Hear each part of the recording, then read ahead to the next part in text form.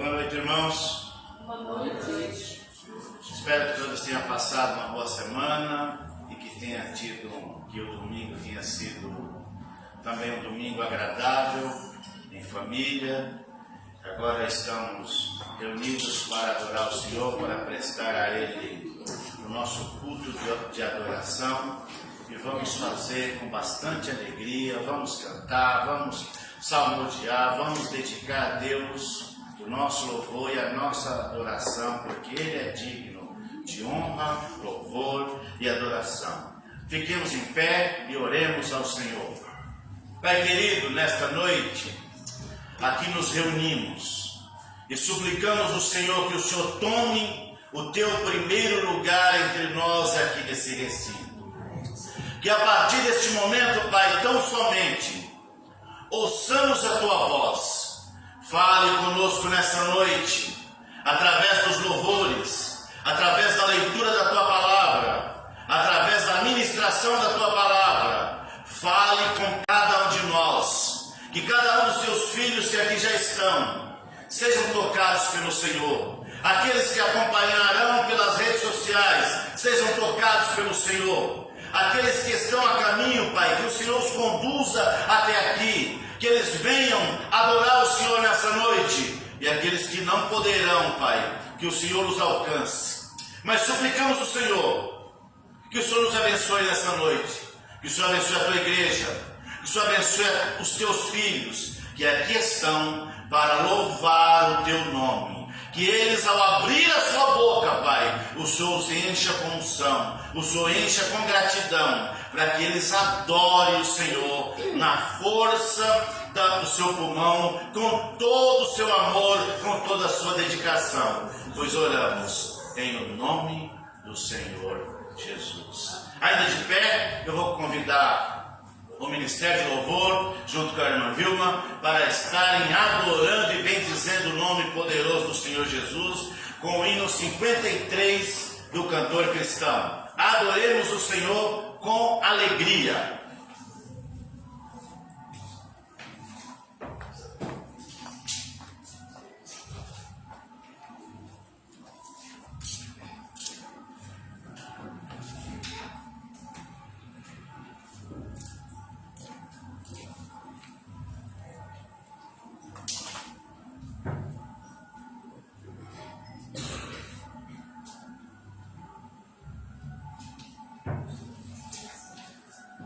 Graça e paz, irmãos.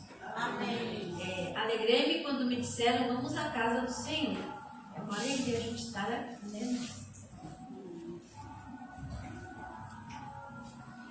Ó filhos de Sião, honrai os reis dos reis, louvores altos lhe cantai, louvores altos lhe cantai.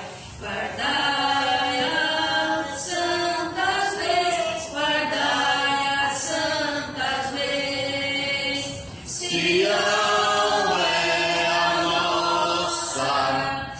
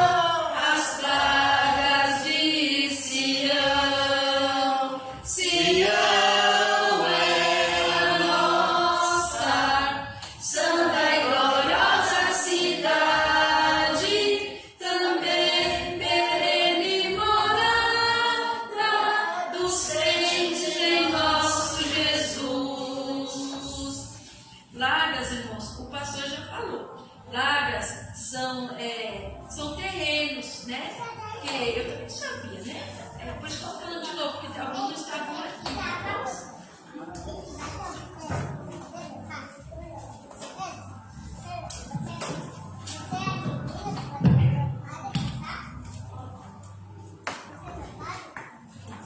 Boa noite, irmãos. Graça e paz. Pedir para os irmãos abrirem as Bíblias no Salmo 116.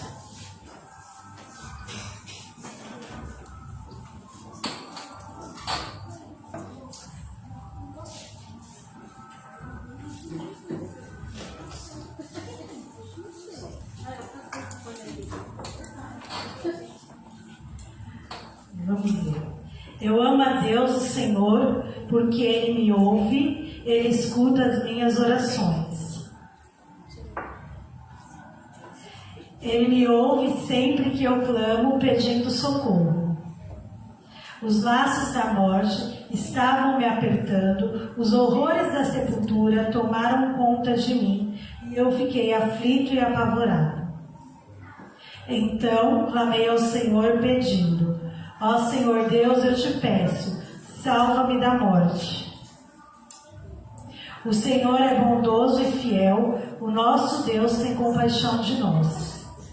O Senhor protege os que não podem se defender. Quando eu estava em perigo, Ele me salvou. Meu ser inteiro continue confiando em Deus, o Senhor, pois Ele tem sido bom para mim. Deus me livrou da morte, fez parar as minhas lágrimas e não deixou que eu caísse na desgraça. Por isso, no mundo do que estão os vivos, viverei uma vida de obediência a Ele. Eu continuei crendo, mesmo quando disse: estou completamente esmagado. Não parei de crer, mesmo quando afirmei: sem pensar, não se pode confiar em ninguém. Que posso eu oferecer a Deus, o Senhor, por tudo de bom que Ele me tem dado? Levarei ao Senhor uma oferta de vinho para lhe dar graças, porque me salvou. Na reunião de todo o seu povo eu lhe darei o que prometi. O Senhor Deus sente pesar quando vê morrerem os que são fiéis a Ele. Ó Senhor, eu sou teu servo, eu te sirvo como te servia minha mãe. Tu me livraste da morte. Eu te darei uma oferta de gratidão e a ti farei orações. Na reunião de todo o teu povo, nos pátios do teu templo, eu te darei o que prometi. Aleluia. Então que nós podemos, sempre confiar no Senhor. E até nos momentos que nós achamos que Deus nos abandonou, Ele está cuidando da gente. Amém? Deixa uma equipe de louvor.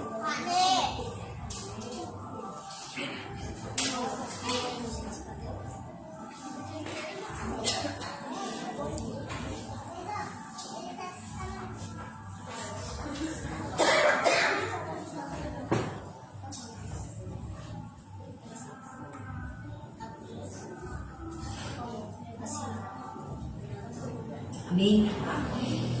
Nós pedimos que os irmãos nos acompanhem em oração para entregarmos esse momento ao Senhor. Amém? Pai Todo-Poderoso, nós entregamos, Senhor, este momento de louvor a Ti, Pai, de adoração. Pedimos, Senhor, que o Senhor, através do louvor, através da palavra que virá, toque os corações aqui presentes, faça as mudanças que são necessárias em nós, abençoe a todas as famílias representadas aqui, Senhor. Nós te pedimos e desde já agradecemos, Pai, em nome de Jesus. Amém. Amém. Irmãos, vamos ficar de pé.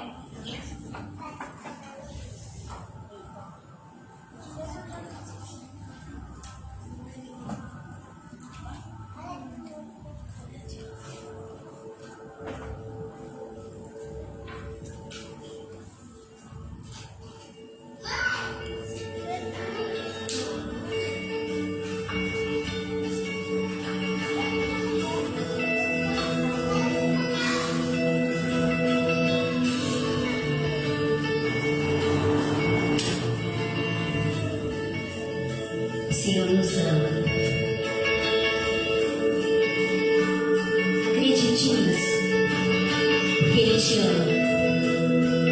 E Ele cuida de você.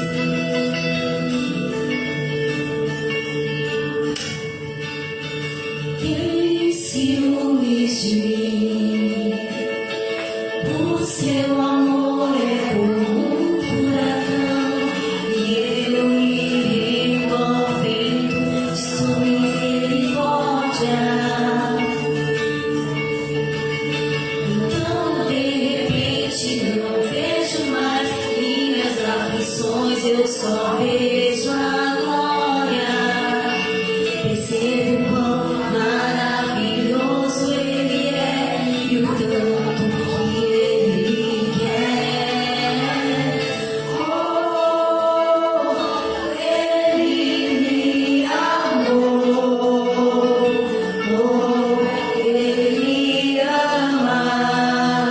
Ele me amou.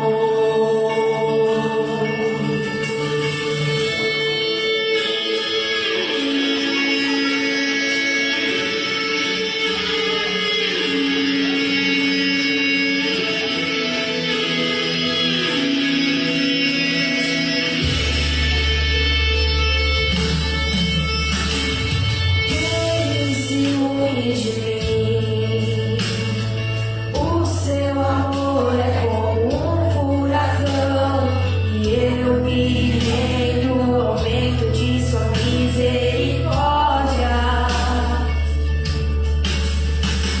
Então de repente não vejo mais minhas aflições, eu só vejo a glória. Percebo quão maravilhoso Ele é e o tanto que Ele me quer. Oh, Ele me amou. Oh, Ele me ama. Ele me amou.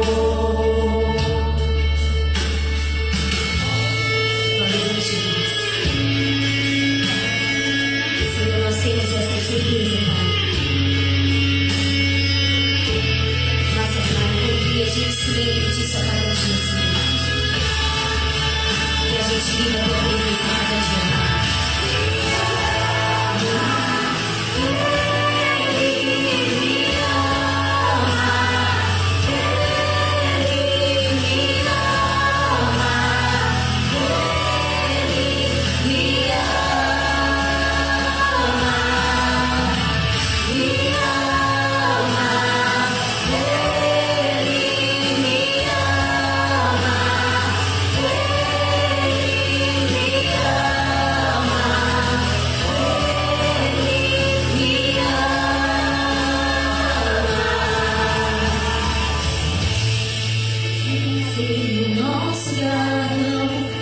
seu lugar de graça nos atrai a redenção. Se a graça é o oceano, estamos afogando.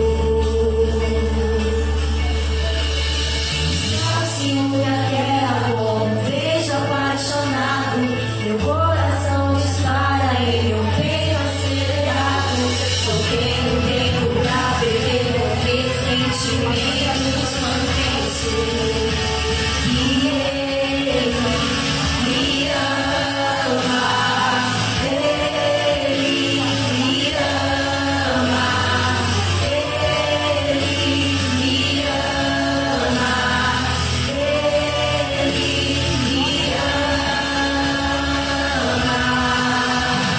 me ama, Ele me ama.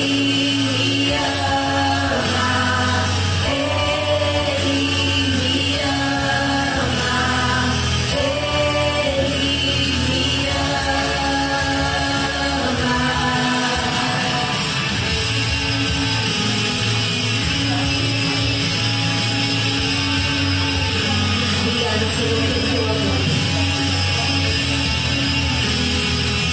Obrigada, Senhor, porque o Senhor nos viva todo dia. Obrigada, Senhor. Obrigada, Deus, porque o Senhor é nosso expiações, Pai. Porque antes mesmo que nós possamos imaginar a grandeza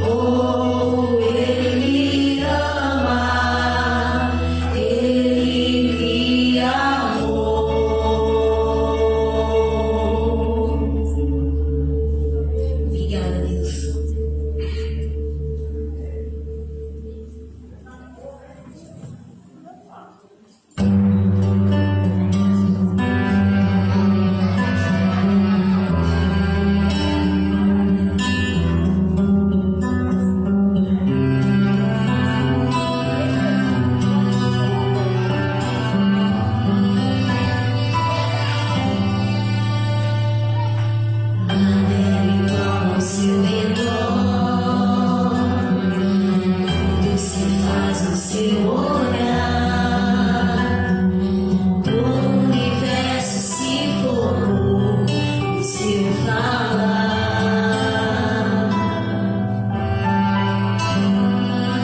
Teologia pra explicar,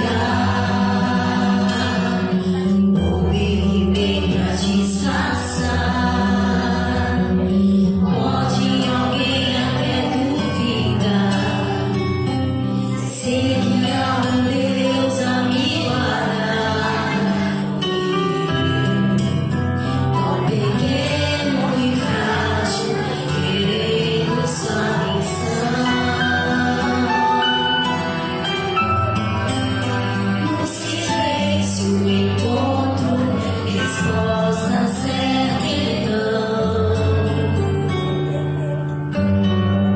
Dono de toda a ciência, sabedoria e poder, vontade de beber da água da fonte da vida, antes que o mar já houvesse, ele já era Deus, se revelou aos seus. Do crente ao ateu, ninguém explica Deus.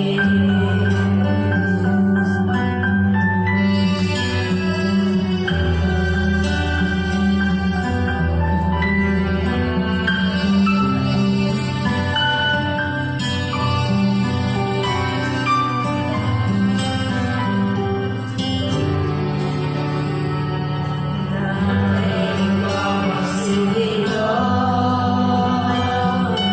tudo se faz no seu olhar, todo o universo se formou no seu falar.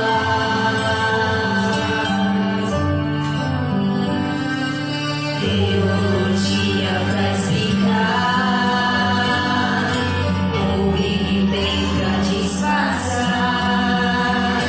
Pode alguém até duvidar, sei que há um Deus a me guardar, tão pequeno e frágil, querendo sua atenção.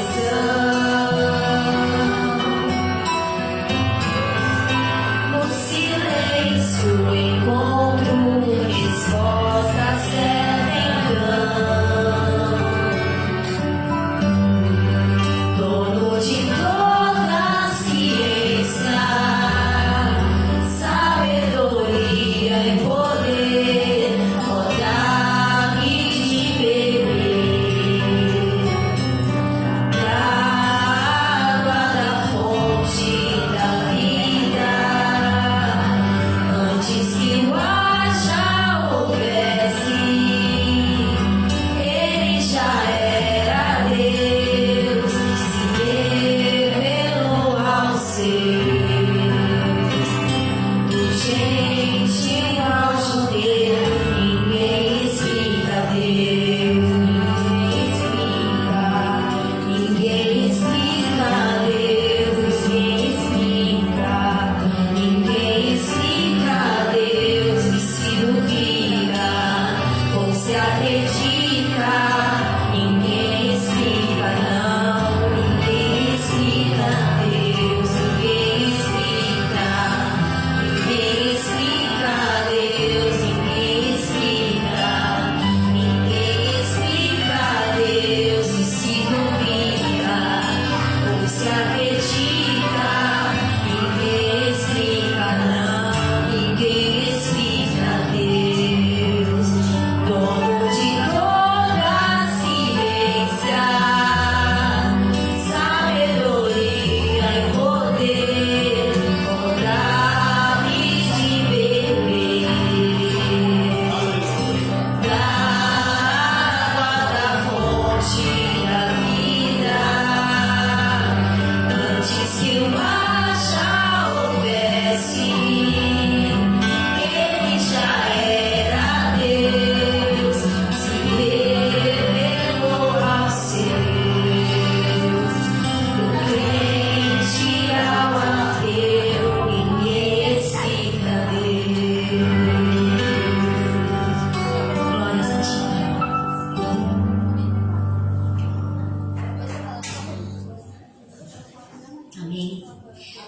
Agora é o momento mais especial dentre todos.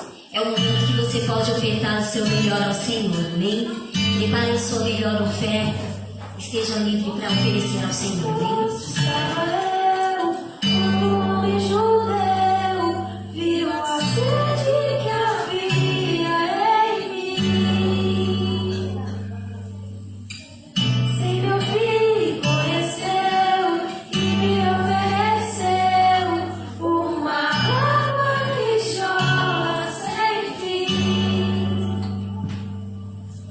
Dá-me de beber, pois tenho sede. Não quero mais buscar em outras fontes. Não precisarei aqui voltar pra minha sede saciar. Uma vez que eu já ouvi teu falar, tu és quem a minha alma esperou,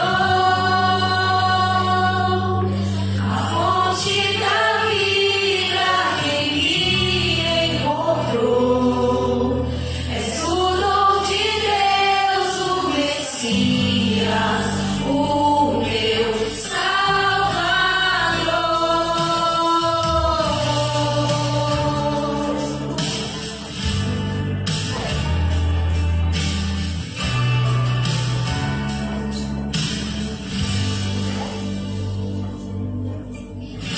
Não fosse estava eu, quando o homem judeu viu a sede que havia em mim.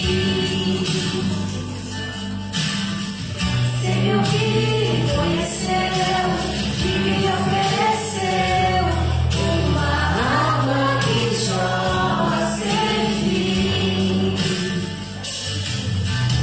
Dá-me de beber, pois tenho sede. Não quero mais buscar em outras fontes. Não precisarei aqui voltar pra minha sede saciar. Uma vez que eu já ouvi teu falar, tu és por quem a minha alma esperou, a fonte da vida que me encontrou. És o dom de Deus, o Messias, o meu Salvador. Tu és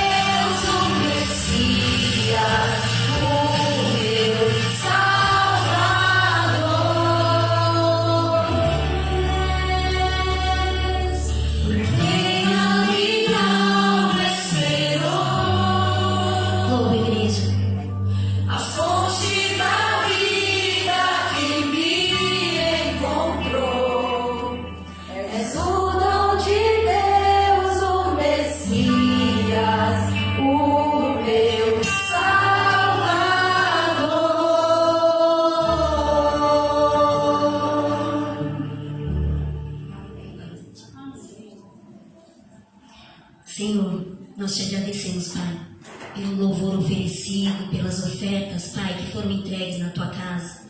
Pedimos, Senhor, que o Senhor abençoe a cada um que pôde ofertar e aqueles que não puderam, que o Senhor dê condições. Aqueles que estão em casa, Senhor, que possa também ofertar o louvor, a adoração a Ti, Pai. E que possam, Senhor, estar livres para vir Te adorar na Tua casa, Pai. Que não haja impedimento, Senhor, que eles possam visitar o Senhor na Tua casa. Assim como é a Tua vontade, Pai. Para congregar entre os irmãos, para sentir o amor que o Senhor entrega neste lugar. Nós Te agradecemos, Pai, em nome do Teu Filho amado, Jesus Cristo. Amém.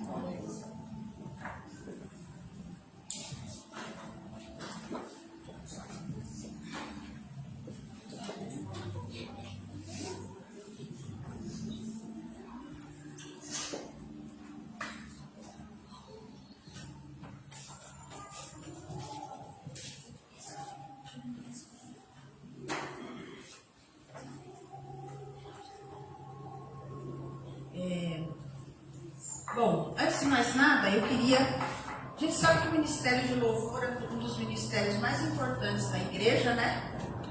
Depois o Ministério da Palavra, lógico, né? A palavra vem em primeiro lugar. Mas é um ministério também que é muito difícil. Tem muitos empecilhos, muitas dificuldades, porque o inimigo não quer que aqueles que ministram através da música estejam apostos, né? Então a gente tem que orar muito por esse ministério, viu, crianças? A gente tem que orar muito pelo ministério de louvor. Assim como nós temos que orar também pelas crianças, né? Para que Deus esteja falando, que o Espírito Santo esteja falando nas mentes e nos corações delas. Então vou pedir aqui a irmã Débora que vem à frente aqui, orar pelo ministério de louvor, por essas duas irmãs aqui amadas que estão aqui à frente e por aqueles que hão de vir no futuro próximo, para aumentar aqui, para completar, tá? Igreja, vamos orar. Senhor Deus e Pai, muito obrigada, Senhor, porque nós estamos aqui, Senhor, na Tua casa, ó Pai, Te louvando e agradecendo o Seu santo nome, Senhor. E eu Te agradeço, Senhor, pela equipe de louvor, ó Pai, por essas meninas que sempre estão dispostas, Senhor, a Te servir, ó Pai, mesmo diante de tantas dificuldades, Senhor. Nós sabemos, ó Pai, que existem grandes desafios a serem enfrentados, Senhor, mas mesmo assim o Senhor dá coragem, Pai querido, para que elas possam enfrentar, Senhor. Que o Senhor abençoe, Senhor, suas vidas, suas famílias, ó Pai, que elas possam sempre sentir a Tua força, Senhor, a Tua proteção, por onde quer que elas andem, meu Pai. Pai querido, abençoe as suas vozes, Senhor, e que elas sempre estejam nessa disposição, Senhor, de estar na sua casa, ó Pai. E que nós já Te pedimos, já Te agradecemos, ó Pai querido, por aquelas pessoas que virão. Aquelas pessoas, Pai querido, que estarão aqui, Senhor, junto com elas, ó Pai, para fazer uma grande obra, Senhor, neste lugar, ó Pai querido. Para que a Sua igreja, Senhor amado, seja sempre abençoada, ó Pai, e cada vez mais pessoas queiram se chegar a nós, ó Pai. Muito obrigada, Senhor, em nome do Seu Filho amado Jesus. Amém.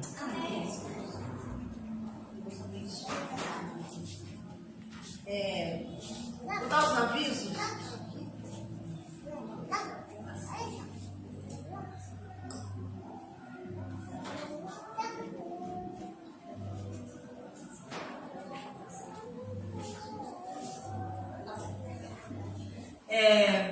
Quartas-feiras, né, os cultos de estudo e oração, nós temos tido estudos muito bons, né? Então, quem não vem está perdendo. Eu costumo dizer que, e vou repetir, se nós queremos crescer em conhecimento da palavra, temos que estudar a palavra. Quando você faz um curso, uma graduação, você sai com conhecimento geral. Para você ser melhor, crescer a sua profissão, você precisa estudar, você precisa fazer uma pós-graduação, você precisa fazer um doutorado, você precisa fazer um mestrado.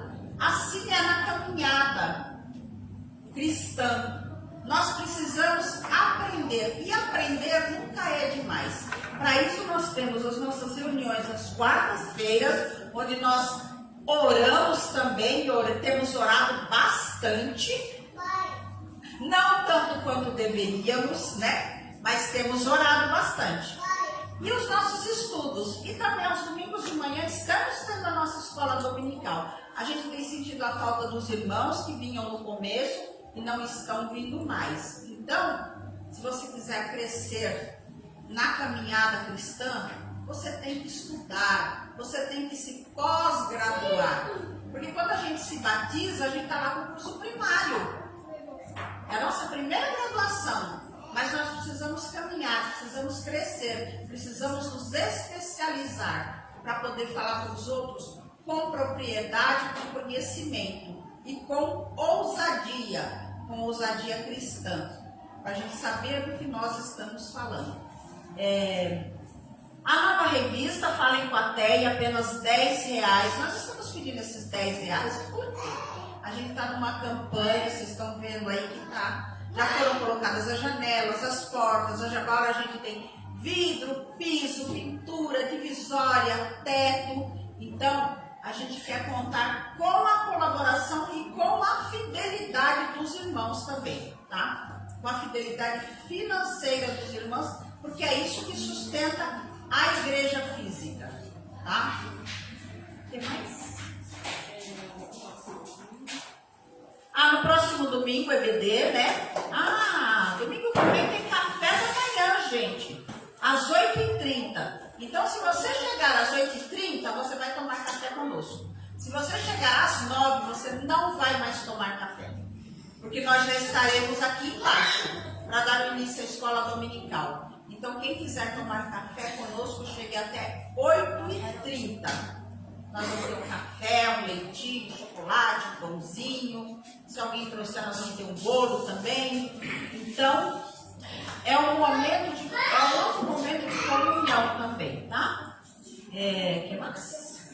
Domingo às 18 horas também, ceia do Senhor. Todo no domingo do mês nós temos a nossa ceia do Senhor. E mais? Papo com o pastor, tá? Quarta-feiras, a partir das 16 horas, sábados a partir das 15 horas e domingo das 11 às 16. Então, vocês agendem por esse WhatsApp, nós vamos passar para o pastor e ele vai disponibilizar um horário, tá bom? Eu peço que os irmãos orem, contribuam também, que logo, para que antes do final do ano, nós tenhamos o gabinete pastoral aqui embaixo, para que as pessoas possam ser recebidas, ser bem recebidas para conversar com o nosso pastor. Tá bom? Bom, a 5 de maio, 5 de julho, sábado que vem, aniversário, 36 anos da igreja, a primeira igreja batista em Jardim Peri. Nós estaremos lá com o grupo da igreja, então eu peço àqueles que tenham vontade de ir, que pretendam ir, falem comigo ou com a Teia, para a gente ver como vai fazer, vai disponibilizar condução, alguma coisa assim, tá? Por quê? De ônibus, tem que ir até Santana e pegar um ônibus para lá. Então, dependendo do número de pessoas, a gente consegue colocar em 1 ou 2 carros, né? Lembrando que eles vieram em peso na posse do pastor, tá? Então, é lógico que nós pesamos menos, como eu já falei. Se precisar, eu venho aqui para ajudar a levar. Oh, meu Deus. Aí, tá vendo, gente? Isso aqui é pastor. Aniversariantes do mês de julho. Dia 7. Dia 7 não é domingo, é segunda. Gente, dia 7, aniversário da Teia. Para quem não conhece, essa moça bonita que está ali. Dia 14, na outra segunda, é o Pedro. O Pedro é filho da Joana, da nossa irmã Joana. Quem está mais ou menos tempo aqui não deve conhecer. Mas o Pedro é filho da nossa irmã Joana. Porque ela está sempre pedindo oração por ele, pelo irmão. Vamos orar, né? Lembrando que ele está trabalhando na mesma área dela. Está fazendo faculdade de enfermagem. Ele já arrumou emprego na área dele, já está estagiando, né? Então, o sonho dele era ser médico, mas infelizmente não deu. Mas o enfermeiro é aquele que está próximo do médico, né? É aquele que está mais próximo do paciente. E dia 14, não é domingo, também é hoje.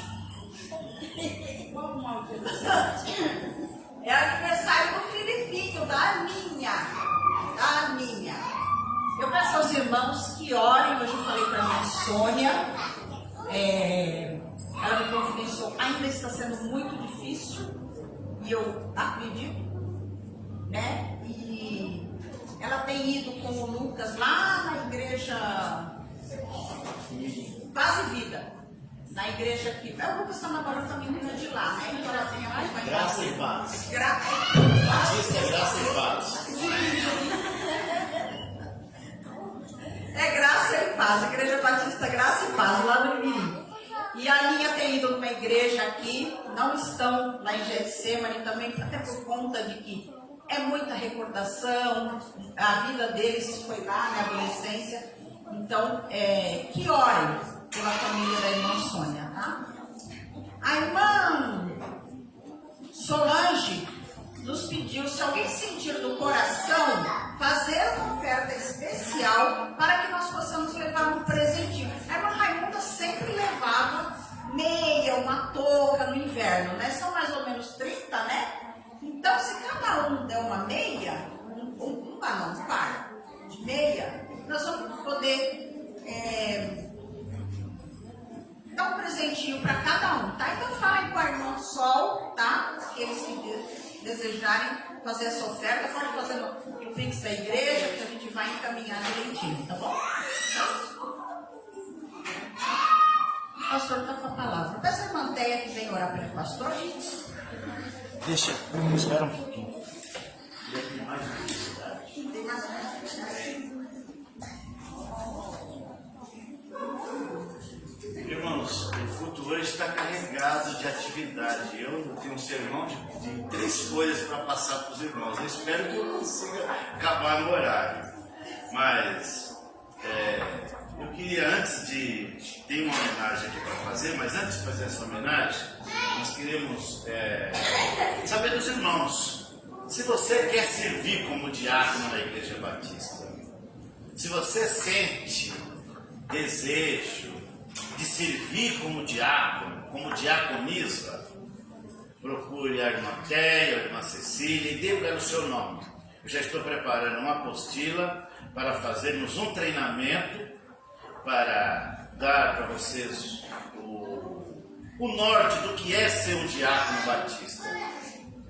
E depois nós vamos marcar um dia com a diretoria e nós vamos, primeiro eu vou conversar com a diretoria qual a forma que nós vamos fazer. Se vamos fazer por eleição ou se vamos fazer por ordenação. Por eleição, você tem um mandato de 1 ano, acaba, você pode ser reeleito ou não. Se for por ordenação, é permanente. Então, isso nós vamos decidir depois. Mas precisamos saber quem quer servir como diácono. A Bíblia diz que lá em Atos, que na instituição dos diáconos, os apóstolos falaram assim: nós precisamos ficar cuidando da pregação da palavra. Por isso, nós vamos constituir sobre o negócio do Senhor homens cheios do Espírito Santo, de boa reputação e de conhecimento. E assim foi instituído os primeiros diáconos. Então, se você ore a Deus, pergunte para Ele o que você pode fazer. E se você sentir que gostaria de trabalhar como diácono na obra do Senhor, procure a irmã Cecília, a irmã Teia, e nós vamos marcar alguns dias com vocês para poder passar para vocês um material de como trabalhar como diácono. E agora, nós sentimos falta dessas crianças na semana. Em 2 cultos, vocês não apareceram muito aqui. Nós sentimos falta de vocês. Então hoje, nós queremos chamar o Enzo aqui na frente. Vem aqui, Enzo. Sabe por que o Enzo está aqui? O Enzo tem atuado como evangelista. Ele tem convidado os meninos, as meninas, para vir aqui na igreja. Então, nós queremos hoje homenageá-lo com um certificado de honra ao mérito. A primeira Igreja Batista em Vila Nova Galvão concede com honra essa homenagem ao Enzo Moraes Barros de Souza por levar a mensagem do Evangelho a todos.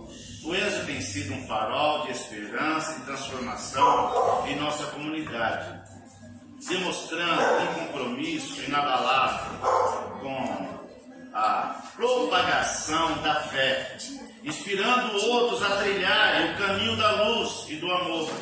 Que essa homenagem seja um testemunho de gratidão e admiração que sentimos por sua dedicação e exemplo de vida cristã. Que Deus continue abençoando sua jornada de evangelização, guiando os seus passos e fortalecendo sua missão na jornada da evangelização, guiando os seus passos na jornada de evangelização.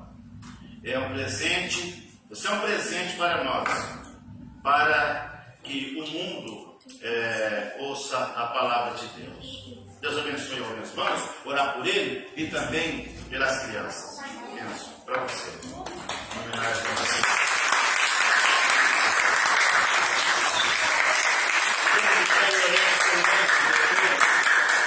As crianças declararam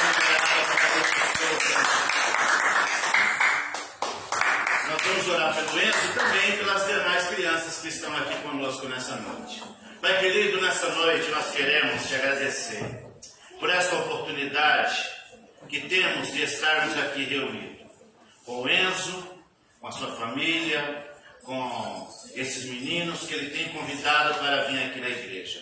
Que o Senhor continue abençoando a ele, a sua família, capacitando ele com sabedoria, que ele cresça no temor da palavra de Deus e que ele consiga espalhar a tua mensagem a todas as crianças e a todos aqueles que ele tiver oportunidade de falar. Também te pedimos por essas crianças que aqui estão, que elas cresçam, Pai, no temor e no conhecimento da tua palavra, que o Senhor direcione a vida deles, que o Senhor abençoe a eles e também as suas famílias. Pois oramos em nome do Senhor Jesus. Amém. Tem mais outra coisa aqui, ó, já até está me lembrando. Tem aqui, ó, para você escrever o seu pedido de oração e colocar aqui nessa urna. Faça o seu pedido de oração. Na quarta-feira, nós estaremos juntos aqui apresentando ao Senhor. A oração pode muito os seus efeitos. Vamos orar e crer que o Senhor é poderoso para fazer muito mais do que nós pensamos ou pedimos. Amém? Senhor, meu Deus, meu Pai, obrigado, Jesus, mais uma vez, Senhor, estarmos na tua casa, Senhor. Obrigado, Senhor, pelos louvores, ó Pai, obrigado por cada irmão que aqui veio.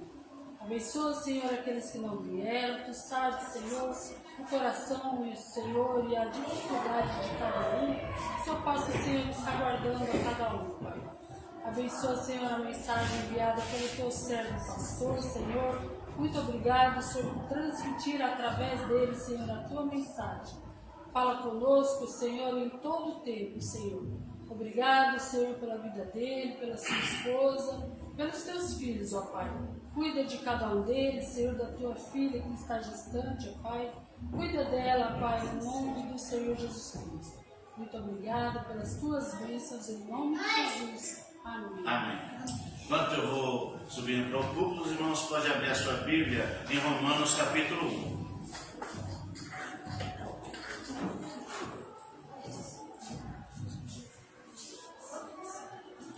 Carta de Paulo aos Romanos, capítulo de número 1.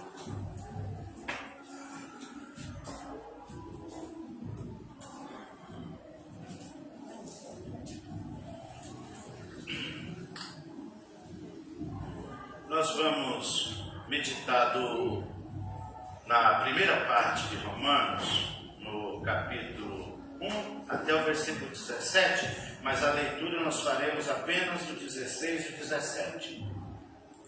Romanos, capítulo 1, versículo 16 e 17. Pode deixar na NTLH mesmo.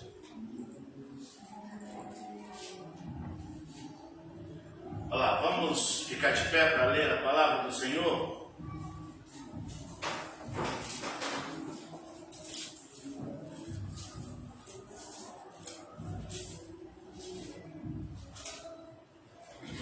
Romanos, capítulo 1, versículo 16, vai dizer: eu não me envergonho do Evangelho, pois ele é o poder de Deus para a salvação de todos aqueles que creem, primeiro os judeus e também os não-judeus.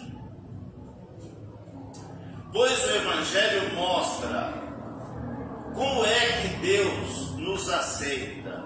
É por meio da fé, do começo ao fim. Como diz as Escrituras Sagradas, viverá aquele que por meio da fé aceita, por meio da fé é aceito por Deus. Amém? Pai, nós te agradecemos por essa oportunidade de compartilhar a tua palavra. Que o Senhor dê a nós graça e sabedoria para falar não o que queremos, mas para falar o que está na tua palavra. Nós temos aqui um esboço de um sermão, mas queremos, Pai, estar submisso ao Senhor e à tua vontade. Por isso oramos em nome do Senhor Jesus. Amém. Queira sentar-nos. Nós, durante alguns domingos, iremos trabalhar o livro de Romanos com uma série de sermão que vai abordar o poder do Evangelho que liberta. E o subtema é: o Evangelho é o poder de Deus para a salvação, sua justiça e sabedoria. A série vai se chamar Justiça Revelada, a glória de Deus no Evangelho de Romanos. No primeiro sermão, nós vamos tentar falar até o versículo 17. Romanos é o 45º livro da Bíblia e o 6º do Novo Testamento. No livro de Romanos, podemos acompanhar o esforço de Paulo para levar a doutrina de Cristo, mostrando a sua importância aos cristãos em Roma. A autoria desse livro é atribuída a Paulo, que contou com a ajuda do seu amigo Tércio, responsável por transcrever as palavras do apóstolo Paulo. Ele não escreveu, ele ditou para Tércio e Tércio transcreveu o que ele estava dizendo. O livro foi escrito enquanto Paulo estava em Corinto, na Grécia, antes da sua viagem para Jerusalém, para levar a oferta aos pobres, uma oferta que ele havia recebido. Essa introdução vai ser um pouquinho longa, porque eu quero dar algumas informações do livro para os irmãos. Neste livro, o apóstolo Paulo relata sobre a justiça de Deus, condenando uma vida de pecado, deixando clara a importância de Deus. Paulo enfatiza a necessidade de crermos no Senhor, pois aos que crerem, Deus dará vida eterna e paz. Já pecadores sofrerão o seu juízo, porque do céu se manifesta a ira de Deus sobre a impiedade e injustiça dos homens que detêm a verdade e injustiça. O apóstolo escreve sobre o sacrifício de Cristo, consumado por nós, para nos salvar. E de modo como a doutrina de Deus é tratada por ele, a fé nele, a fé em Deus, a fé em Jesus Cristo, modifica nossas vidas. Então ele aconselha aos cristãos a ter boa comunhão entre os demais. Isso aqui é algumas informações que tem no livro. Portanto, neste livro podemos acompanhar os conselhos dados por Paulo aos cristãos em Roma, e acompanhar um pouco mais do seu ministério. Paulo nos lembra da justiça de Deus e nos convida a crer nele. E também ele nos dá no versículo 5 do capítulo 8: mas Deus prova o seu amor para conosco, em que Cristo morreu por nós quando nós ainda éramos pecadores. Essa é algumas informações que Paulo dá. Mas uma coisa que nós aprendemos da história de Romanos, que marca muito, e a maior parte dos comentaristas bíblicos versa sobre isso, fala sobre isso, é da conversão de Martim Lutero, que se converteu ao ler aos Romanos. Martim Lutero, um monge, um padre católico, viveu sobre um peso esmagador de culpa. Diz os comentaristas que ele não saía sempre estava procurando o seu superior para confessar, e ele não sentia os seus perdões, ele não sentia que estava perdoado, ele sentia que sempre estava com alguma culpa, com algum pecado. Então isso torturava ele. Mas quando ele leu Romanos, abriu a mente dele, ele conseguiu entender que não era a justiça própria que ia o salvar. Então ele sentia o peso esmagador da culpa, do medo, da ira de Deus. Ele tentava ser justo por mérito, mas só encontrava desespero. Ao estudar Romanos, o capítulo 1, versículo 17, suas trevas se dissiparam, porque ele leu lá e no versículo diz: mas o justo viverá pela fé. Pois o Evangelho se mostra como é que Deus nos aceita, que é por meio da fé, do começo ao fim. Como diz as Escrituras, o justo viverá pela fé. Ele entendeu que não era mais por seus méritos que ele seria salvo, que ele seria justificado, e sim pelo poder de Deus. Ele compreendeu que a justiça de Deus não era apenas punitiva, mas era redentora. Era um dom de fé. Lutero descreveu esse momento como um novo nascimento, um passo para dentro das portas abertas para o paraíso. Essa descoberta não só transformou a vida de Lutero, mas também causou uma renovação espiritual, causou uma transformação, causou um impacto, causou um grande avivamento na Europa, que foi o que veio a ser a Reforma Protestante. O contexto histórico da carta de Romanos vai dizer o seguinte: foi escrita por Paulo durante a sua estadia em Corinto, escrita por volta do ano 57 depois de Cristo, escrito quando Roma era o centro político central do mundo, uma cidade pluralista, mas também decadente espiritualmente. E ele escreve à igreja que estava em Roma, escreve aos cristãos que viviam em Roma. Era uma igreja proposta que era alguns judeus e gentios que haviam saído de Jerusalém durante a perseguição, logo depois do Pentecostes, registrado em Atos 2. Paulo então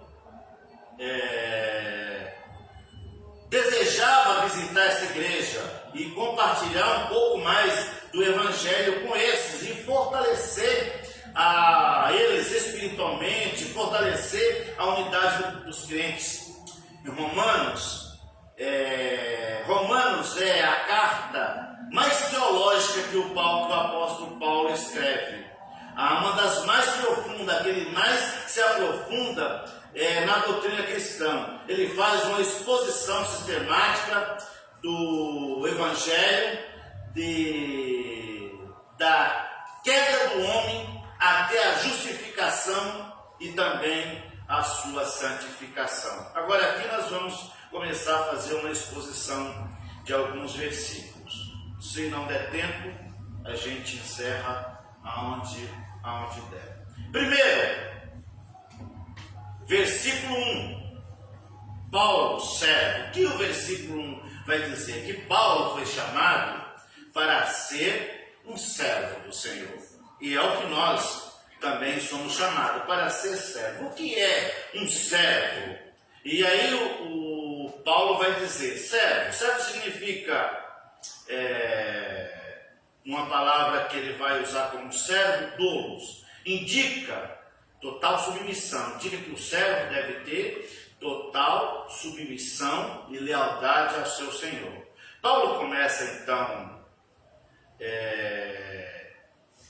exaltando a soberania de Cristo e não a sua própria autoridade. Paulo então ele inicia o Evangelho dizendo que ele foi chamado para ser um servo, que ele foi chamado para ser um apóstolo. Então ele começa exaltando o chamado de Deus na vida dele, não ele próprio. O chamado para ser apóstolo. O chamado não é um fruto da sua iniciativa pessoal. Quando Paulo foi chamado, não foi uma iniciativa pessoal dele. Quando nós lemos Atos, nós entendemos que Paulo não tinha a intenção de fazer nada para Cristo. Ao contrário, nós temos nas aulas da escola dominical que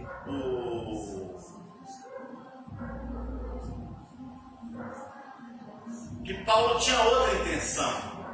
Ele estava indo para Damasco para prender aqueles que eram cristão que era conhecido como o pessoal da seita do caminho. É isso que nós temos aprendido na escola dominical nesses dias. Mas então ele teve um encontro com o Senhor Jesus, e ao ser chamado, ele também foi comissionado para ser um apóstolo na obra do Senhor. Mas Paulo foi comissionado com a autoridade de Deus e com o propósito de levar o Evangelho até os confins da terra, separado para o Evangelho.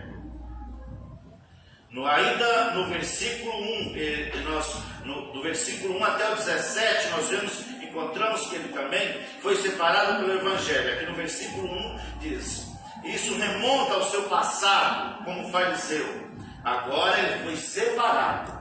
Ele era um doutor da lei, ele era um fariseu, ele pertencia a um grupo de judeus que era muito zeloso pela lei, por isso ele perseguia os cristãos. Mas logo depois que ele teve um encontro com o Senhor no caminho de Damasco, então agora ele foi separado. Ele recebeu de Deus uma missão, não mais para a lei, mas para o Evangelho. Um contraste que nos revela a transformação que ele passou. Quando você lê alguns comentários, diz que os judeus não conseguem entender essa mudança que houve com a vida de Paulo, porque no instante ele foi da água para o vinho, deixou de ser o Saulo perseguidor, o Paulo aficionado a defender a lei, a defender o judaísmo, a defender a doutrina dos fariseus e se tornou um cristão. Foi uma mudança tão brusca na vida dele que nem os judeus conseguem entender o que aconteceu com a vida dele. Essa parte aqui vai ser do versículo 1, do versículo 2 ao 4.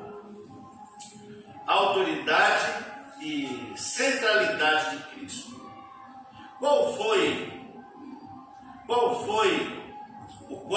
prometido por Deus nas Sagradas Escrituras acerca do Filho do Homem? Nós temos, ele traz aqui na carta aos Romanos, logo no primeiro capítulo, aqui no do versículo 2 até o versículo Paulo, ele traz um histórico lindo, ele vai lá no Antigo Testamento, ele liga o livro de Romanos com a história de Gênesis, que Deus havia prometido alguém para poder salvar a humanidade. Paulo então mostra que o Evangelho não é uma novidade, porque lá em Gênesis nós encontramos uma mensagem que a gente chama de proto-evangelho, quando Jesus diz assim: da semente da mulher eu levantarei um que vai esmagar a cabeça de Satanás. Isso é algo que Paulo vai tratar muito bem aqui no livro de Romanos. Ele vai mostrar para aqueles irmãos, para aquele judeu que vivia em Roma, para a igreja que havia se fixado em Roma, que era judeus e gentios, que havia sido perseguido em Jerusalém, que havia se mudado para Roma, que o único que poderia salvar era Jesus Cristo, que a salvação não seria por mérito, que sim pela graça. Foi isso que também mudou a vida de Lutero, porque até então ele tentava viver pela sua própria justiça, querendo acertar, querendo ser o mais justo. Diz que quando ele gostava de participar da faxina da igreja e que ele queria que por onde ele passe, que ficasse o lugar mais perfeito de limpo. Ele era tão meticuloso que ele queria que o lugar que ele fizesse ficasse o melhor, um ponto positivo. Mas no tocante à justificação, no tocante à salvação, ninguém, nenhum homem, nenhum ser humano vai conseguir alcançar pelos seus próprios méritos. Nós somos dependentes inteiramente do Senhor Jesus Cristo, da obra sacrificial do Senhor Jesus Cristo. Então ele mostra o cumprimento dessas promessas, das promessas do Velho Testamento, promessa que Isaías fez e que os profetas também fizeram da vinda do Messias. Outro ponto é: Cristo é apresentado com duas naturezas. As duas naturezas é chamada na teologia união hipostática. União hipostática, que convivia em Cristo duas personalidades, duas naturezas: natureza humana e natureza divina. Natureza humana, porque ele nasceu como todas as crianças nascem. Ele cresceu como todas as crianças. Ele se tornou homem como todas as pessoas. E a natureza divina é porque ele não foi gerado por um ato sexual, ele foi gerado por obra do Espírito Santo. Portanto, ele tinha uma natureza divina. Ele veio do céu, não era fruto do homem. Ele veio da semente da mulher, como diz lá em Gênesis, mas só da semente, porque foi o Espírito Santo quem anunciou Maria que ela estaria grávida sem que ela tivesse tido contato com nenhum homem. Assim veio Jesus e, portanto, ele tinha duas naturezas. Isso é chamado natureza hipostática, segundo a carne, da linhagem de Davi, mostrando a sua humanidade e a sua legitimidade messiânica. segundo o Espírito, sua santidade. Declara Filho de Deus pelo poder da ressurreição. Aqui se destaca a sua divindade. Gosto muito de uma palavra que o Hernando Dias Lopes costuma dizer. Ele diz que Jesus veio para a terra e se tornou homem, e voltou para o céu e não deixou de ser homem. É o Deus homem, ele continua sendo o Deus homem. E outros comentaristas dizem que é o único que tem no céu, que todos que morreram ainda não estão no céu. Somente o Pai, Filho e Espírito Santo. Todos estão aguardando no paraíso, no lugar de descanso, mas que ainda não é o céu. Mas isso é uma outra história. Nós não vamos entrar nesse mérito. O nosso assunto não é isso. Versículos 5 a 7. O propósito do chamado apostólico. Paulo recebeu a graça de se tornar um apóstolo para promover, para levar o evangelho para as nações. Paulo conseguiu fazer, como nós temos lido na escola dominical, ele conseguiu fazer 3 viagens missionárias que evangelizou o mundo antigo daquela época. Ele conseguiu escrever mais do que todos os apóstolos. Ele conseguiu escrever metade do Novo Testamento foi escrito pelo apóstolo Paulo.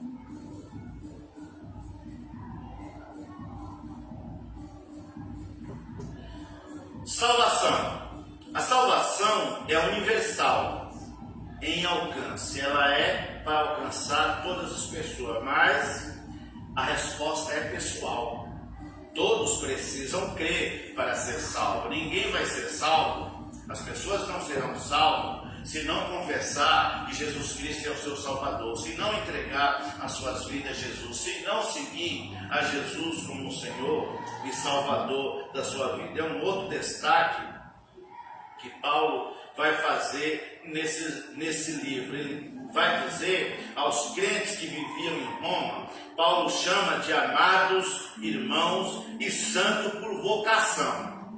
E ele destaca essa nova identidade, que agora eles são cristãos e, portanto, são filhos de Deus e, portanto, são irmãos uns dos outros, que tanto o judeu quanto o grego têm o mesmo direito e pertencem à mesma família.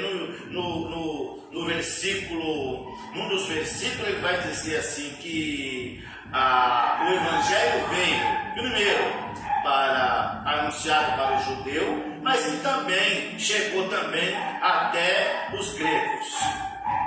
Do versículo 8 ao 5, ele vai tratar da visão pastoral, o coração pastoral de Paulo.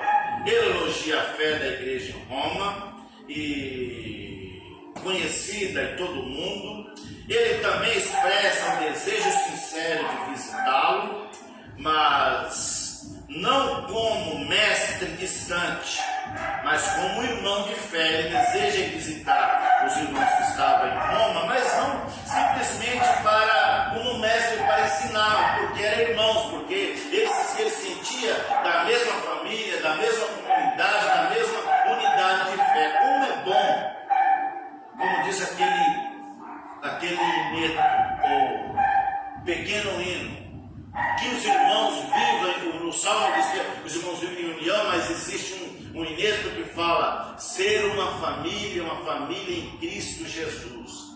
Uma família que ama, uma família que ora, uma família que um se preocupa um com o outro. Esse era o desejo de Paulo, de ir a Roma para rever aqueles irmãos, para os abraçar, para confortá-los, para fortalecê-los na fé, para que ele vai dizer assim, para que sejamos mutuamente fortalecidos.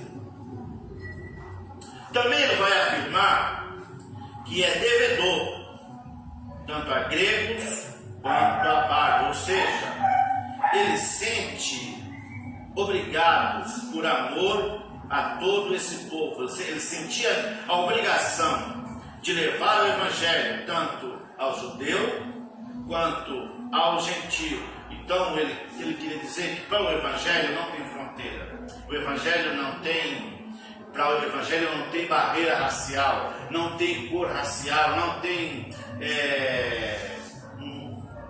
uma predileção por algum tipo de pessoa. É para todos. O evangelho é para todos, é para o mundo todo, é para todos aquele que crê no Senhor Jesus, porque Paulo ele vai dizer lá em Efésios que a salvação é de graça, que a salvação é pela fé, não é porque nós merecemos, não é porque temos algum requisito, mas sim porque nós acreditamos, sim porque nós cremos no sacrifício de Jesus, por isso nós alcançamos. Agora no versículo 16, aqui é o clímax desse ponto, que é o clímax teológico que Paulo vai abordar. Pois não me envergonho do Evangelho, porque é o poder de Deus para a salvação de todo aquele que crê.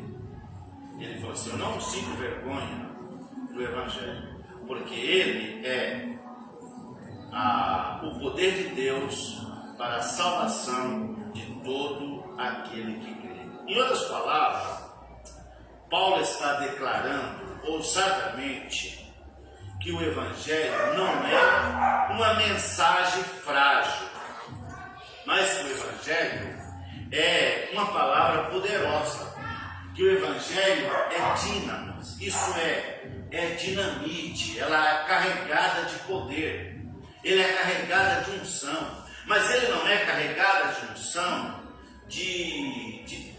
das palavras humanas, é carregado nas palavras do poder de Deus. Então, quando a mensagem é pregada, o Espírito Santo é que se encarrega de convencer o pecador do seu pecado. Nós podemos fazer o sermão mais eloquente que fizer, você pode fazer a pregação mais eloquente que você quiser, você pode pregar da forma expositiva, ou temática, ou textual, do jeito que você quiser, com a maior eloquência que você quiser, com a maior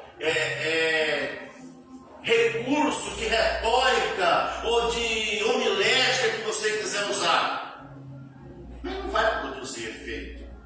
O efeito que vai acontecer é quando o Espírito Santo toca no coração do pecador.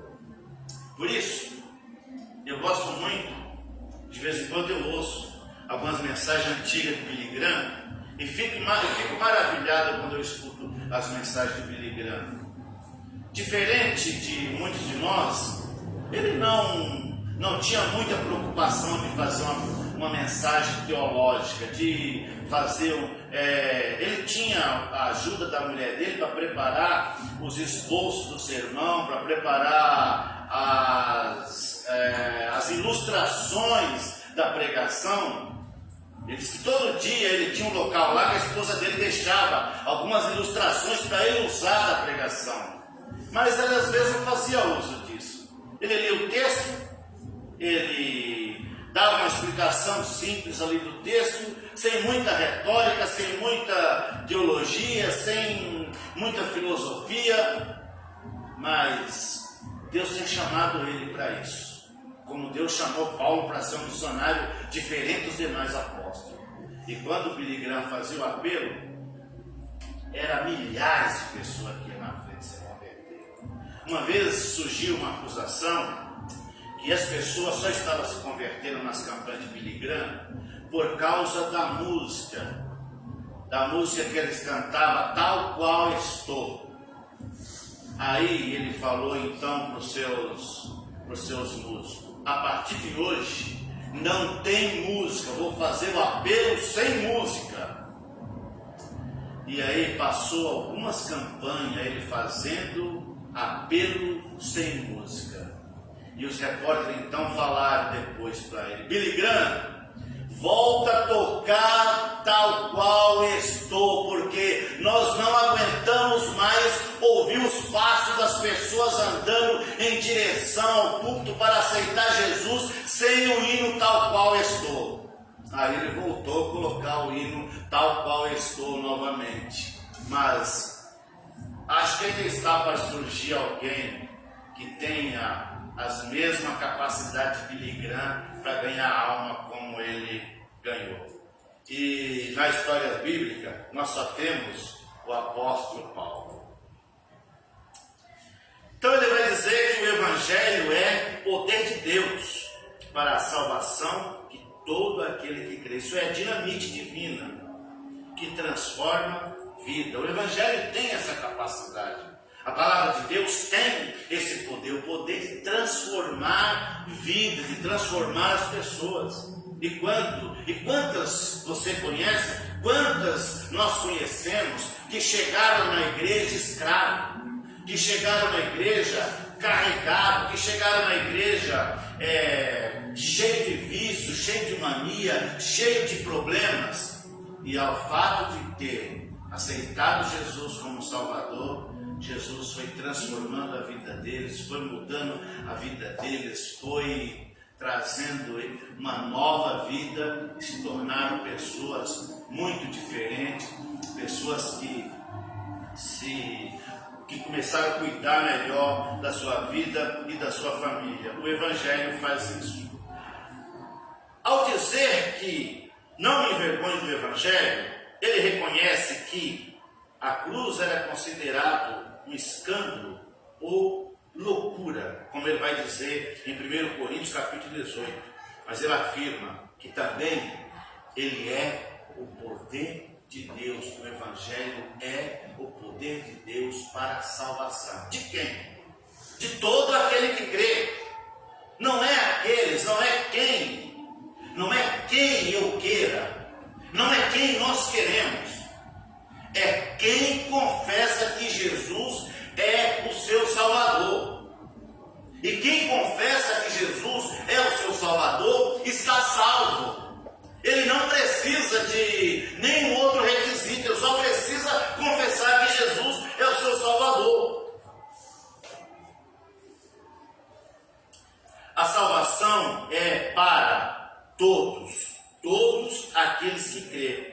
A salvação é universal, o convite é universal, mas a resposta é individual. Nós lemos hoje na escola dominical que Paulo teve a oportunidade de preso pregar o Evangelho para autoridades, para governadores, para reis, e muitos deles ficaram tocados, mas publicamente eles não declararam que acreditavam em Jesus. Pode até ser que no coração deles eles haviam crido, mas publicamente eles não se manifestaram. Mas Paulo teve a oportunidade de pregar o Evangelho. Agora, se eles creram ou não, a decisão é pessoal. Não, ninguém consegue salvar um ao outro. Ninguém consegue levar um ao outro como companheiro de viagem, como companheiro de viagem para ser salvo. Para ser salvo só é necessário que nós confessemos a Jesus Cristo como nosso Salvador, mas que confessemos de coração, porque Deus conhece o nosso assentar, o nosso levantar. Não é pelo fato de nós sermos batizados, não é pelo fato de termos um título de cristão, de frequentarmos a igreja, de participar de um ministério da igreja, de termos uma atividade na igreja, de termos uma credencial de pastor, de exercer alguma atividade na igreja, que nós estamos salvos. Nós podemos fazer tudo isso e não ser salvo. Nós podemos estar dentro da igreja e não ser salvo, se não aceitamos Jesus de coração, se não nascemos de novo, se não entregamos Ele a nossa vida, se não vivemos em novidade de vida. O Evangelho é o poder de Deus para a salvação de todo aquele que crê, de todo aquele que confessa, de todo aquele que segue, de todo aquele que se torna cristão, de todo aquele que ama Jesus, de todo aquele que vive em novidade de vida, como Paulo diz agora. Vocês são nova criatura. As coisas velhas já se passaram. Agora nós vivemos em novidade de vida. Agora nós nascemos de novo. É isso que Paulo continua dizendo na carta aos Romanos. Paulo ainda vai dizer no versículo de 17, ele vai dizer: o justo viverá pela fé, porque dele se descobre a justiça de Deus, que é de fé em fé. Ele vai lá em Abacuque para trazer esse versículo, dizendo que o justo vive pela fé. Esse versículo, o versículo 17, foi o que Lutero usou para trazer as suas teses na Reforma. Esse versículo foi o tijolo fundamental de toda a carta e da Reforma protestante, que Lutero usou então na Reforma. A justiça não é algo que conquistamos, não é algo próprio nosso, não é a nossa própria justiça, mas é a justiça que vem de Deus. É quando você se rende a Ele e você fala: cansei de ser um pecador, eu preciso de perdão, Senhor, me perdoa. Aí o que Jesus faz? Ele declara que a partir de agora nós somos justificados, nós somos perdoados, nós somos limpos. Então Deus, como reto juiz, Ele não pode simplesmente nos perdoar sem que nós reconheçamos o pecado. Mas quando nós falamos: Jesus, eu te aceito como Salvador, então Deus nos aceita e declara que a partir daquele momento nós somos justos. O mérito é nosso? Não. O mérito é de Cristo. É o sacrifício de Cristo. Foi o momento dele na cruz que pagou por todos os nossos pecados. De fé em fé, pode identificar um processo contínuo, da fé inicial até a perseverança até o fim. Por isso a Bíblia diz que nós precisamos continuar e até o fim. Não, porque se começarmos um pouquinho e depois pararmos, isso significa que nós não havíamos convertido. Significa que nós não tínhamos conversão de verdade, nós não aceitamos Jesus genuinamente, nós apenas estávamos emocionados. Não houve um novo nascimento. E sendo assim, Paulo vai citar o que está em Abacuque. Paulo ancora a sua teologia das Escrituras, mostrando que a vida cristã começa e continua e terminará com fé. É de fé em fé, fé do começo ao fim, fé na obra redentora, fé que Deus é quem nos salva, fé nas misericórdias de Deus. Vamos aplicar-se. O Evangelho não é apenas informações teológicas. Se for só informações teológicas, isso não muda ninguém. Isso não salva ninguém. A teologia é muito boa, mas ela é para o nosso conhecimento. Ela não vai salvar ninguém. Quem nos salva é Jesus Cristo, é o poder de Deus. Mas o poder de Deus, o poder do Evangelho para transformar vidas. Quem transforma a vida, quem transforma a nossa vida é o poder de Deus. Outra aplicação é: a justiça de Deus não condena o arrependido. Deus não condena aqueles que se arrependeram, mas somente aqueles que não se arrependem, aqueles que ainda continua sem o arrependimento. Ele reconhece aqueles que acolhe, ele acolhe aqueles que recebem com fé. Como Lutero, somos convidados a sair do medo e entrar na confiança. Lutero tinha medo da perdição, ele tinha medo da justiça de Deus. E nós somos convidados a sair do medo e a ter confiança em Deus. Conclusão: a justiça que aterrorizava Lutero, tornou-se a nossa maior alegria. Em Cristo, a justiça que antes nos condenava, agora nos absolve. A justiça de Deus que nos condenava foi a mesma que nos absolveu quando nós recebemos Jesus. Você já vive essa realidade? Está confiando em si mesmo? Ou pela fé, descansando na obra perfeita de Jesus? Existem aqueles, e de vez em quando conversamos com algumas pessoas assim, que acham que ele não precisa aceitar Jesus, que acham que ele não precisa pedir perdão, que acham que ele não precisa se arrepender, porque ele se sente perfeito, ele acha que as obras que ele pratica, que a bondade que ele tem é o suficiente para que ele seja perdoado, para que ele seja salvo. Ledo engano. Isso não dará salvação para ninguém. Mas quando cada um de nós que aqui estamos fizemos o ato de levantar as mãos, ou mesmo que não levantamos a mão, mas falamos: Jesus, eu entrego a minha vida,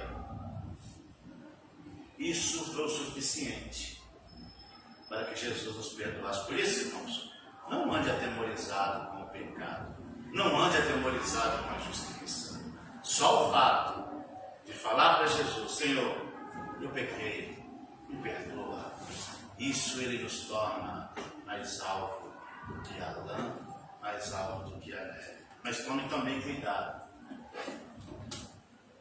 não use uma mulher, porque de vez em quando nós fazemos assim: eu sou fraco, né? Eu só pequei porque eu sou fraco. E continuamos. Pecamos hoje, pecamos amanhã, pecamos depois. Aí você pode entrar no processo da insensibilidade e achar que pecado não é pecado. E você pode continuar fazendo tudo de errado que não tem problema nenhum. Aí nós vamos cair no outro contexto. E Jesus falou assim: nem todo aquele que me diz Senhor, Senhor, entrará no reino do céu. Sabe por quê?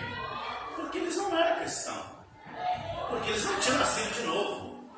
Eles apenas falavam da boca para fora, mas não havia neles nenhum sentimento, não havia neles nenhum respeito, não havia neles nenhuma santidade, não havia neles nenhuma preocupação de servir ao Senhor. Era apenas atores. Era apenas aqueles atores que você assiste em Hollywood, que você assiste na novela, que faz um papel que às vezes consegue te deixar alegre com aquele papel, te deixa tão irritado com o papel que ele faz. Mas ele consegue te convencer que ele é aquele personagem. Mas na vida real ele não é nada daquilo. Nós não podemos ser assim. Nós precisamos ser verdadeiramente cristãos. Que Deus abençoe os irmãos. Vamos ver se nessa para o nosso crescimento espiritual. O Ministério de Louvor tem apresentação?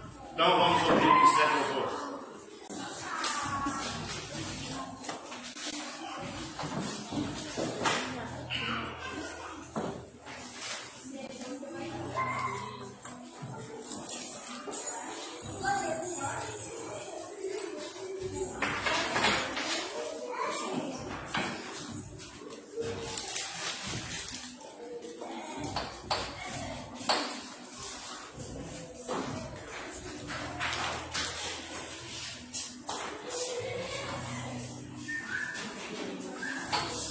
Irmãos, vamos ficar de pé, amém?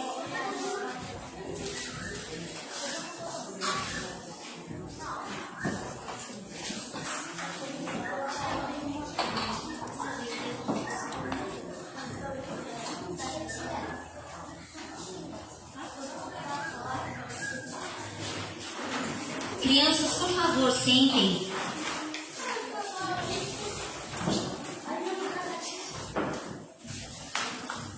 Nós estamos aguardando vocês ficarem no lugar de vocês para a gente iniciar o louvor, amém?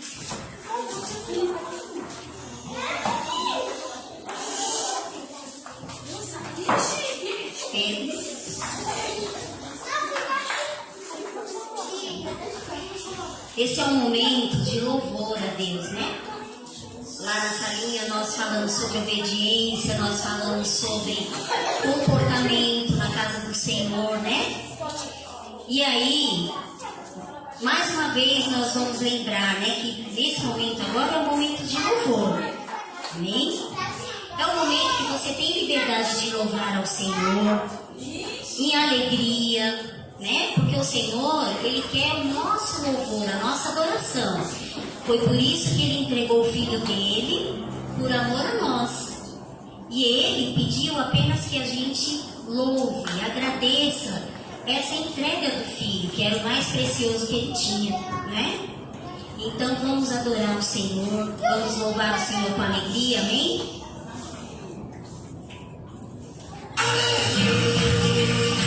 E nós chamamos a igreja para louvar com alegria também, amém? Vocês podem cantar. A alegria está no coração, quem já conhece Jesus. A verdadeira paz só vem a ter, que já conhece Jesus. O sentimento mais precioso que vem do nosso Senhor é o amor que só vem quem já conhece Jesus. A alegria está no coração de quem já conhece Jesus. A verdadeira paz só vem a ter, que já conhece Jesus. O sentimento mais precioso que vem do nosso Senhor é o amor que só vem quem já conhece Jesus. Para curar, aleluia, aleluia. Para curar, aleluia, aleluia. Ele é a rocha da minha salvação, com Ele não há mais condenação. Posso pisar na boca, para curar, aleluia, aleluia,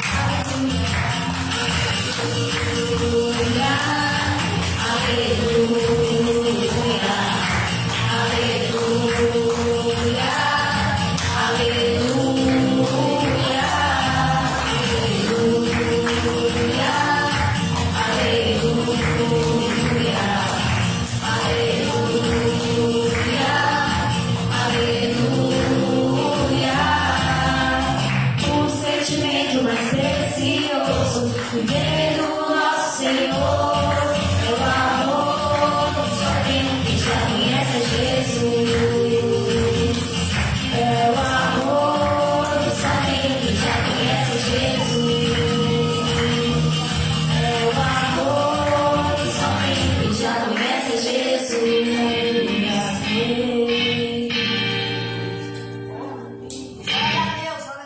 Aleluia. Amém.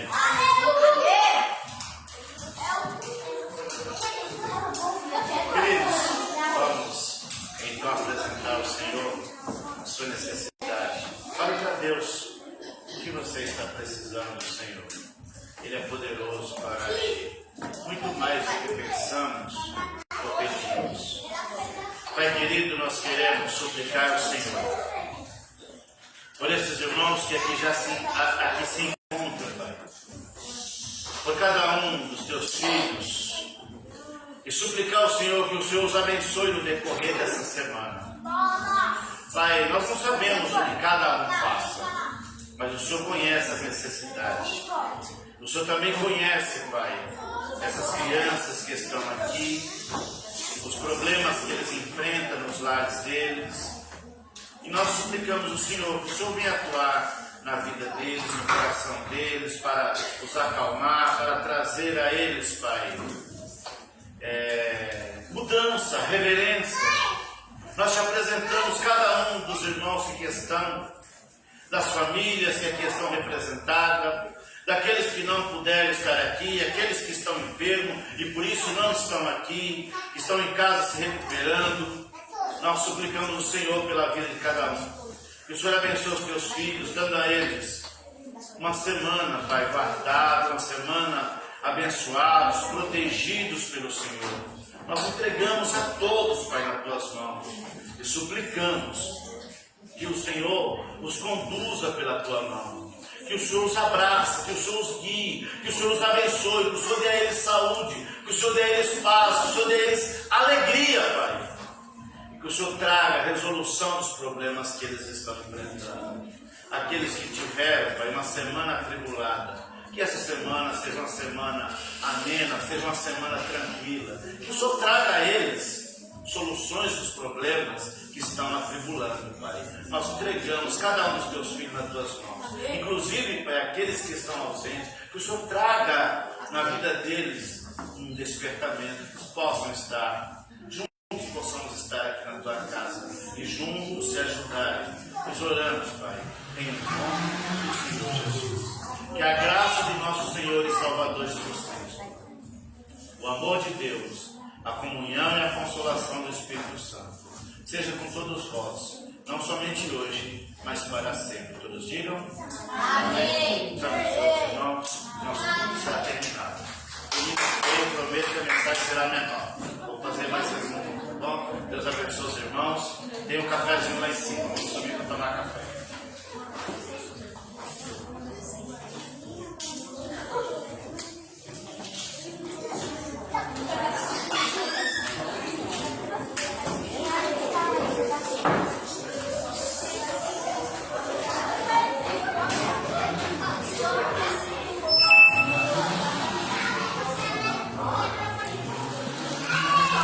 Você acredita que aqui na Japão, ficou lá,